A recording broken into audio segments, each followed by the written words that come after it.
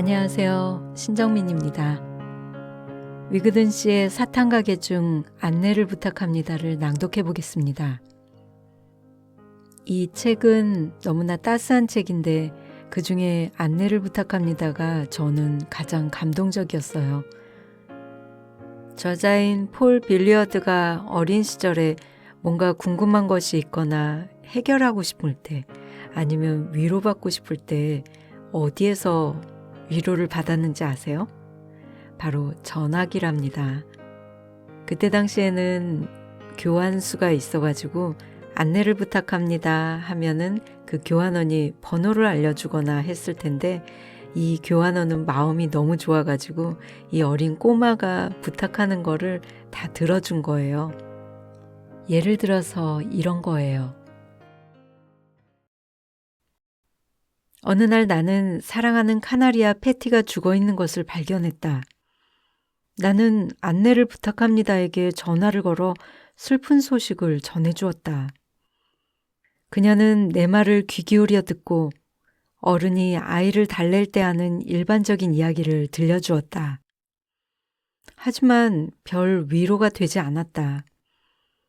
나는 그녀에게 아름다운 노래를 불러 우리를 기쁘게 해준 카나리아가 어느 날 갑자기 왜 날개를 퍼덕이다 세장 바닥에 쓰러져 죽어야 하는지를 물었다.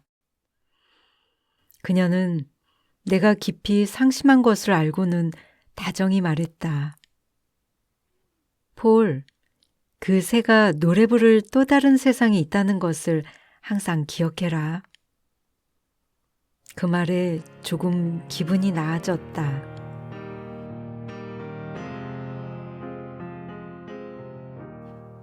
그러던 어느 날 폴 가족은 시애틀에서 동부로 이사 가게 되었어요. 안내를 부탁합니다 하면 어디에서나 나올 줄 알았던 폴에게는 안내를 부탁합니다와의 이별을 상상하지 못했죠. 폴이 상실감에 젖어 있는 부분을 낭독해 볼게요.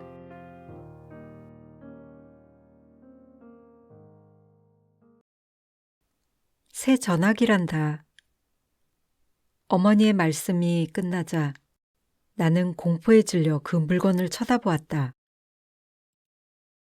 안내를 부탁합니다는 이런 무슨 뼈다귀같이 생긴 검고 흉측한 물건 속에 있을 수가 없었다. 이제 더는 전에 살던 집 벽에 걸려 반짝반짝 빛나던 참나무 통으로 만들어진 전화기는 없었다. 그 옆에 있던 예쁜 수화기도 더는 볼 수 없었다. 내 귀에 속삭이던 작고 부드러운 목소리도 사라졌다. 나는 큰 배신감을 느꼈다.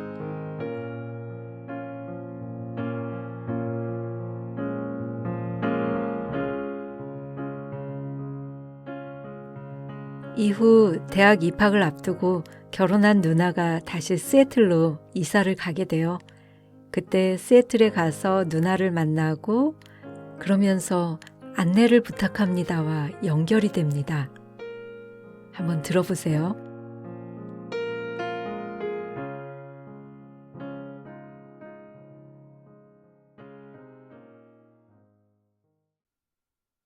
결혼한 누나는 다시 옛날 시애틀에서 우리가 살던 켄우드 가까운 동네에 살게 되었다. 나는 대학에 입학하기 전에 시애틀에 사는 누나를 며칠 동안 방문하기로 했다. 누나가 사는 동네의 전화국도 켄우드에 있었다. 어느 날 오후 별 생각 없이 누나의 전화기를 들자 수화기에서 몇 번을 바꿔드릴까요? 라는 소리가 들렸다. 나는 무의식적으로 대답했다. 안내를 부탁합니다. 한두 번 찰칵거리는 소리가 들리고 이어서 목소리가 들렸다. 안내입니다. 그 한마디에 마치 타임머신을 탄 듯 나는 어린 시절로 되돌아갔다. 그 목소리는 전혀 변하지 않았다. 시간의 간격이 전혀 없었고 공간도 어린 시절 내가 살던 동네 그대로인 것처럼 나는 그 목소리를 알아들었다. 부인, 성함이 어떻게 되세요? 만나고 싶습니다. 나는 존슨 부인이고 원래 이름은 셀리지만 사람들은 나를 델신이라고 불러. 여기 직장 사람들 말고 옛날 친구들 말이야. 나도 너를 만나고 싶어. 내가 물었다. 오늘 저녁 어떠세요? 남편 존슨 씨도 시간이 괜찮으시면 함께 오세요. 그녀는 조용히 말했다. 존슨 씨는 몇 년 전에 돌아가셨어. 그녀는 다시 명랑한 목소리로 말했다. 그래, 함께 저녁 먹자. 나는 6시면 퇴근해. 어디서 만날까요? 우리 집에서 저녁을 먹으면 어떨까? 식당에 가는 것보다 편할 거야. 존슨 부인의 집은 아담하지만 바깥 정원이 잘 가꾸어졌다. 나는 이상한 기분으로 배를 눌렀다. 괜히 방문하는 것은 아닌가 하는 생각도 잠시 들었다. 그때 문이 열렸다. 나는 안내를 부탁합니다의 얼굴을 바라보았다. 그녀는 내가 생각했던 것보다 젊어 보였다. 눈가의 주름은 많이 웃으며 살아온 해학의 훈장이리라. 그녀는 지금도 웃고 있고 촉촉하게 젖은 갈색 눈은 빛났다. 우리는 아주 즐거운 저녁 시간을 보냈다. 그녀가 내게 물었다. 그때 죽은 카나리아 패티는 어떻게 되었니? 아버지의 시가 상자에 넣어 체리나무 아래 묻어주었어요. 돌로 작은 비석도 하나 세워주었고요. 내가 떠나기 전에 말했다. 저는 내일 떠나요. 하지만 학기가 끝나면 다시 돌아올 거예요. 그때 전화해도 괜찮지요? 그녀가 웃으며 대답했다. 캐누드에 있는 아무 전화기나 들고 안내를 부탁합니다를 찾으면 돼. 나는 주로 오후에 일해. 몇 달 후 나는 다시 시애틀에 돌아왔고 제일 먼저 안내를 부탁합니다에게 전화를 걸었다. 이번에는 낯선 목소리가 들려왔다. 나는 셀리 존슨 부인을 찾는다고 했다.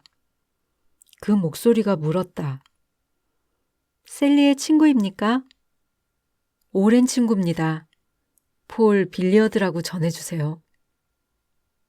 그 목소리가 말했다. 미안합니다. 셀리는 5주 전에 세상을 떠났어요. 잠깐만요. 혹시 폴이라고 하셨나요? 예, 제가 폴입니다. 셀리가 마지막 출근하던 날 당신에게 전해줄 메모를 남겼어요. 여기 당신이 다시 전화를 걸면 읽어주라고 한 메모지가 있답니다. 나는 거기 어떤 말이 적혔을지 짐작했지만 모른 척 물었다. 뭐라고 쓰여 있는데요? 아, 제가 읽어드리죠. 폴에게 말해줘요. 나에게는 아직도 노래를 부를 또 하나의 세상이 있다고. 그러면 폴이 무슨 뜻인지 알 거예요. 나는 그 목소리에게 감사하다고 인사를 하고 전화를 끊었다. 나는 물론 안내를 부탁합니다가 남긴 말이 무슨 뜻인지 안다.